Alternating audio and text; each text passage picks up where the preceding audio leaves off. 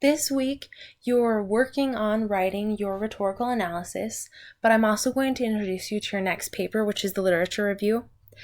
Before I do that, however, I want to give a little bit of feedback on your summary and connection essays.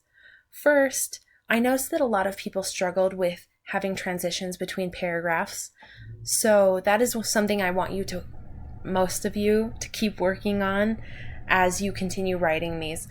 I want you to have a smooth transition, so what you write in the first paragraph transitions into your second paragraph without me feeling like you're changing topics or like drastically changing topics.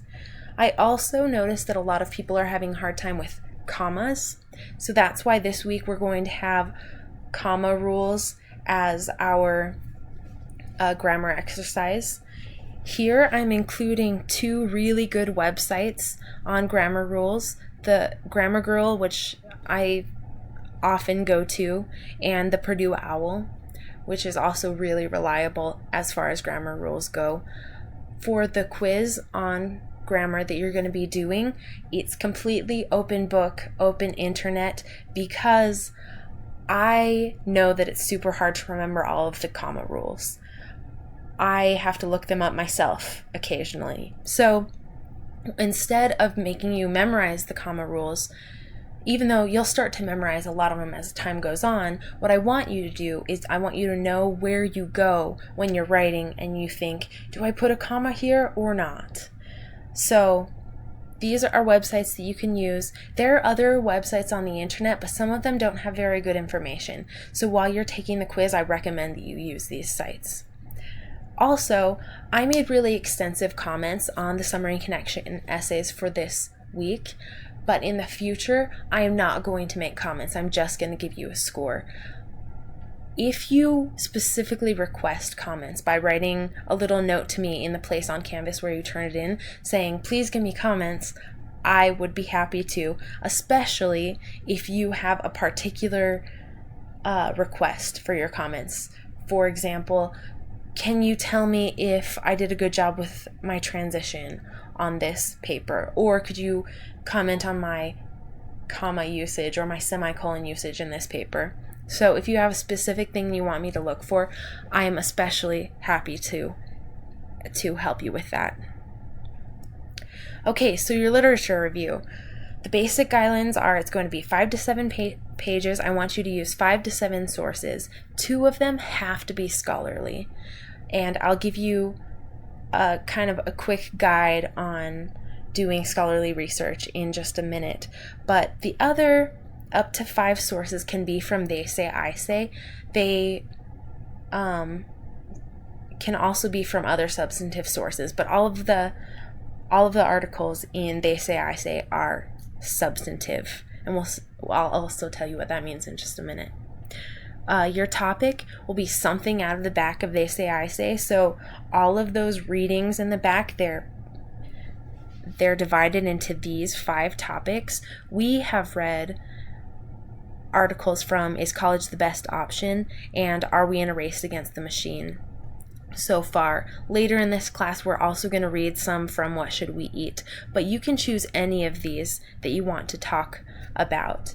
When you start writing your paper, you'll also have to narrow your topic a little bit, so you probably won't be able to use every single article from one section here as your source because they talk about such different things. What Should We Eat, for example? The articles that we read are both about organic food, but there are also articles in there that talk about government regulations for the fast food industry and how junk food affects our body composition. I do want you to have a topic that's narrow enough that you wouldn't talk about organic food, government regulations for fast food, and junk food all in one paper. So I want it to be narrow enough that you can actually cover the various perspectives on that particular issue. I also, and this is one of the most important parts about this paper, is you're not going to take a side. You're going to explain that there are several different perspectives, and you'll reference sources from each perspective, and you'll do something similar to what you're doing with your summary and connection essays, where you'll explain how they fit together. How are these two sources similar to each other, or how does one build on or contrast with the other? So that's what you're going to do for your literature review. This is not an argumentative paper, and our other literature review also won't be. So we're not going to do a lot of argumentation in our formal writing during this class, although that's totally what we're doing in discussion. So you still get to argue about things if you want to. Okay, so I'm not going to do the genre study for you. You're going to do your own genre study next week, and here are some of the questions that you'll answer as you're writing your genre study. Some of the things I want you to think about to show mindfulness as you prepare for this writing task. Okay, now when we're talking about different sources, there are 3 different types of sources. There are popular sources, substantive, and scholarly. As you prepare to write this next paper, you can only use either substantive or scholarly sources. Popular sources are the sources that we're reading most of the time when we read the internet, and they're also sometimes not very reliable. Sometimes they are reliable, but they're usually addressed to a general audience, and they can be written by pretty much anybody. So they can be written by a journalist. And even though that journalist has done a lot of research, they are not the original researcher. They are just reading what other people have said and kind of reporting what they read. So for this paper, you're not going to use popular sources. And by the way, I'm not going to, in substantive and scholarly sources, I'm not going to tell you everything that it says on the slide, because since you have access to this PowerPoint, I want you to go back and read it yourself. So substantive sources are usually written by an expert and addressed to an audience of highly educated people and often experts in the field. So all of the they say, I say sources that you'll be using are substantive. If you want to use other substantive sources in addition to your they say, I say sources, you are perfectly free to do that, as long as you're still using 2 scholarly sources. Scholarly sources are written by professors or researchers. They're addressed to an audience of experts, and they're based on original research. And they're also usually peer-reviewed before publication. The peer review process basically means every paper that someone submits to a journal has to be reviewed anonymously by people who don't know who wrote it, and the person who wrote it doesn't know who they are, and they go through and they're really nitpicky about what that person can and can't say, and they care very deeply about having accurate information. And that's why these are considered the most reliable kind of sources. They're based on original research, and the research has to be up to very high standards. Usually when you want to find scholarly sources, especially if you are a regular civilian type of person who is not enrolled in a college, it can be hard because a lot of them have a paywall. A lot of them you have to subscribe to the journal and pay them a monthly fee or a yearly fee in order to access the research that is presented. However, as a Weber State student, the library has already paid all of the subscriptions, so any student gets access to those things for free. So if you are doing your scholarly research, you'll go to the library website. It is weber.edu, or library.weber.edu. And so this is what the library website looks like. The databases are right here, the blue pancakes. And usually for students or for beginning students, I recommend that they start out at Academic Search Premier. As you become more familiar with your field, you will also probably become more familiar with the particular databases or the particular journals where things that are related to your interests are located, but right now we're just doing something very general. So when you come here, you will If you want to add databases to the search, you can. So since I am going to write my paper about something related to education, I'll probably add ERIC and education full text. There are probably other ones on here, but those are the ones I'm adding. And then OK. And I will also go to advanced search. When I do a search, I have a lot of options, but one that I could do is I can talk about liberal arts, for example, and ooh, that's interesting, liberal arts and nursing. So say that's going to be my topic. Then I'm gonna do, and the other thing I want to do is click on scholarly, because if I click on the scholarly box, that means I'm only going to get scholarly sources. I can also limit my results to full text.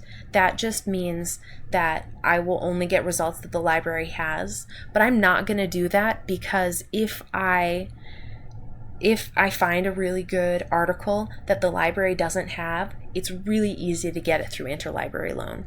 The library will send it to you within 24 hours. I've never had it take longer than that. So I'm not going to click on this. Okay, so I'll do my search and I get 185 sources. That's actually a pretty good number. I probably wouldn't look at all 185, but there are a couple ways I can narrow. First, to make sure that I'm getting the most up-to-date information, a lot of times one of the ways that I narrow is I'll look for things only in the past 10 years or even the past 5 years. When I look at the past 10 years, it goes down to 99. Say I choose to only do the past 5 years. I have 51 sources, and it's actually fairly likely that I would be able to read at least the abstract for all of these sources. So that is one way that I can narrow my search. There are other ways, and there are other tips. I'll just quickly show you. So this is on the PowerPoint as well, and here's some research tips that you can look, or some tips that you can follow as you're doing yours. This little asterisk here means you can type the beginning of a word and then the asterisk, and it will find everything that begins with that. So this would bring up education, educate, educated, educating. All of those endings are implied by this asterisk. Oops. The other thing I can do is I can use quotation marks if I want to make sure that that exact phrase is in my writing. So the other thing that I want to do, let's see, is I want to show you how you get the citation information. So what you'll do is you'll find full text. Oh, that actually doesn't have, this is one that you would order from, oh wait, it found it. Oh good. If it comes up and it has that little sidebar, it usually means you have to get it through interlibrary loan, but it found it here. And this is looking different than usual, but all of the information that you need to cite it will be located on this paper or on this page, but there's an easier way to find it.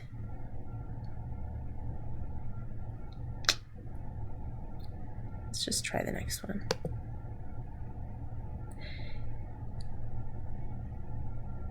Okay. You know, since I can only record up to 15 minutes of video, and since I'm almost at my 15 minutes, I'm going to make a separate video on doing citations. That's going to be a big topic next week anyway. So this is kind of a brief overview of your literature review and how to do library research. You can read more extensively about it on the PowerPoint that I provided with you, or for you, and I'll make another video that has more information about citation strategies. So I look forward to talking to you again in just a few minutes.